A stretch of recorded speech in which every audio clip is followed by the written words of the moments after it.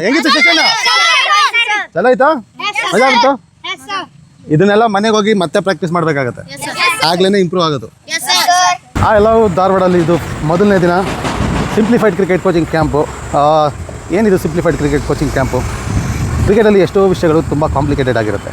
First day ನಾವು ಏನು ಕಲಿತಿದ್ದೀವಿ ಒಂದು ಬ್ಯಾಟಿಂಗ್ ಮಾಸ್ಟರ್ ಕ್ಲಾಸಸ್ಸಲ್ಲಿ ಅಂದರೆ ಸ್ಟ್ಯಾನ್ಸ್, ನಮ್ಮ ಸೆಟಪ್, ನಮ್ಮ ಗ್ರಿಪ್ ಹೇಗಿರಬೇಕು, ನಾವು ಯಾವ ರೀತಿ ನಿಂತ್ಕೋಬೇಕು ಅನ್ನೋದನ್ನೆಲ್ಲ ಇವತ್ತೊಂದು ತಿಳ್ಕೊಳ್ಳೋಣ. ನೀವು ನೋಡಿರ್ಬೋದು ಎಲ್ಲ ಬ್ಯಾಟ್ಸ್ಮನ್ ಒಂದೇ ರೀತಿ ಆಡೋದಿಲ್ಲ, ಒಂದೇ ರೀತಿ ಕಾಣೋದಿಲ್ಲ. ಏನು ಡಿಫ್ರೆನ್ಸ್? ಟೆಕ್ನಿಕ್ ಸೇಮ್ ಇರುತ್ತೆ, ಕೆಲವೊಂದು ಆಲ್ಟ್ರೇಷನ್ಸ್ ಇರುತ್ತೆ. ಆ ಕಾಂಪ್ಲಿಕೇಟೆಡ್ ವಿಷಯಗಳನ್ನ ಸಿಂಪಲಾಗಿ ಹೇಳ್ಕೊಡೋದೆ ನನ್ನ ಎಕ್ಸ್ಪರ್ಟೀಸು. ಅದಕ್ಕೆ ಸಿಂಪ್ಲಿಫೈಡ್ ಕ್ರಿಕೆಟ್ ಕೋಚಿಂಗ್ ಕ್ಯಾಂಪ್ ಅಂತಲೇ ಇಟ್ಟಿರೋದು. Girls and boys, welcome to group session.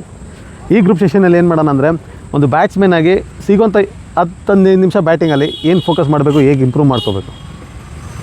10-15 ನಿಮಿಷ 20 ನಿಮಿಷ ಮ್ಯಾಕ್ಸ್ ನಿಮಗೆ ಬ್ಯಾಟಿಂಗ್ ಸಿಗೋದು ನೆಚ್ಚಲ್ಲಿ ಅಲ್ಲ, ಸೊ ಎಲ್ಲ ಕಡೆನೂ ಹಾಗೇ. ಬಟ್ ಆ 10-15 ನಿಮಿಷ 20 ನಿಮಿಷದಲ್ಲಿ ಹೇಗೆ ನಾವು ಇಂಪ್ರೂವ್ ಮಾಡ್ಕೋಬೇಕು, ಏನು ಕಾನ್ಸಂಟ್ರೇಟ್ ಮಾಡಬೇಕು ಅದ್ರ ಬಗ್ಗೆ ಕಲ್ತ್ಕೊಳ್ಳೋಣ.